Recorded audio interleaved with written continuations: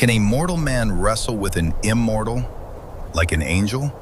It sounds impossible, but one night under a silent sky, a man did exactly that, and his life was never the same again. His name was Jacob. This was not just a story of strength. It was a story of fear, guilt, and a battle that changed destiny forever. Jacob was not at peace. For many years he had lived far from home. He had built a life, a family, and wealth. But deep inside him, there was a shadow he could not escape. His brother. Long ago, Jacob had deceived his own brother, Esau. He had taken something that did not belong to him, the blessing meant for the firstborn. And because of that, Esau had sworn to kill him. So Jacob ran. He ran for years, putting distance between himself and his past. But now, he was going back. And he knew what that meant. Esau was coming. With 400 men. That night, fear filled Jacob's heart. He could not sleep. Every sound in the dark felt like danger. Every movement of the wind made him uneasy. He divided his family, sending them ahead, hoping that if one group was attacked, the other might escape.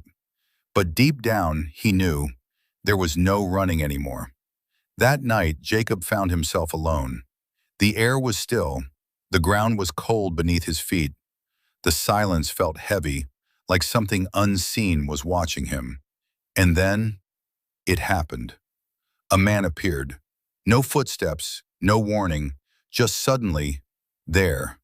Before Jacob could speak, the stranger grabbed him, and they began to wrestle. It was sudden, violent, confusing. Jacob fought back with all his strength. He didn't know who this man was or where he came from, but he knew one thing: this was no ordinary encounter. The struggle was intense. They pushed against each other, locked in a silent battle. Dust rose from the ground as their feet shifted. Muscles strained. Breath grew heavy. Time passed. Minutes turned into hours. Still, neither of them gave up. The night grew deeper, and the stars moved slowly across the sky. But the fight continued. Jacob began to realize something strange. This man was different. He did not tire. He did not weaken. No matter how hard Jacob fought, the stranger matched him, move for move. Fear began to creep into Jacob's heart. Who was this man? A thief? No. A soldier? No. There was something else, something beyond human. But Jacob did not stop. He had spent his whole life fighting for blessings, fighting for survival, fighting against his own past. And now, he would not let go. As the first light of dawn began to rise, the stranger spoke. "Let me go, for the day is breaking." But Jacob held on tighter. "No," he said, his voice filled with determination. "I will not let you go, unless you bless me." There was silence. For a moment, everything stood still. Then the stranger asked, "What is your name?" "Jacob," he replied. The name meant something. It meant deceiver, trickster, one who takes what is not his. The stranger paused, as if weighing something deeper. Then he spoke again. "Your name will no longer be Jacob." Jacob's heart pounded. "You shall be called Israel, because you have struggled with God and with men, and you have overcome." In that moment, everything changed. Jacob felt it. This was no ordinary man. This was no simple fight. He had been wrestling with something divine, something powerful, something not of this world. But before Jacob could fully understand, the stranger did something unexpected. With a single touch, he struck Jacob's hip. Pain shot through his body instantly. His leg gave way, and he fell, barely able to stand. It was not a blow of strength. It was effortless, like the stranger had been holding back all along. And in that moment, Jacob understood the truth. He had not been fighting as an equal. He had been allowed to fight. The being he wrestled with could have ended the struggle at any time, but he didn't.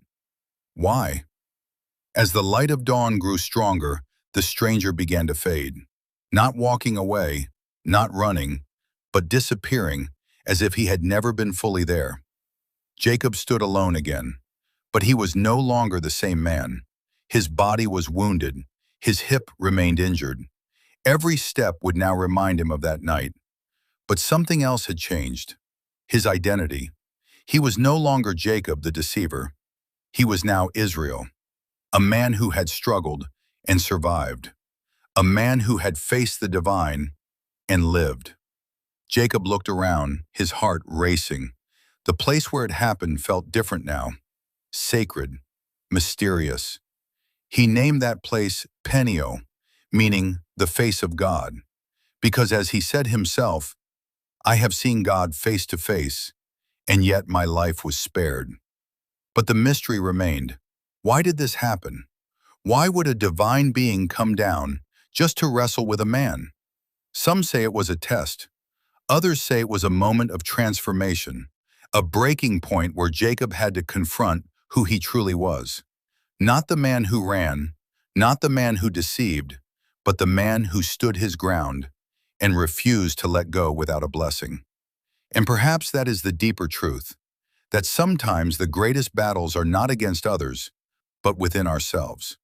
Jacob entered that night as a man running from his past, but he walked away, limping, wounded, but changed, ready to face his brother, ready to face his destiny.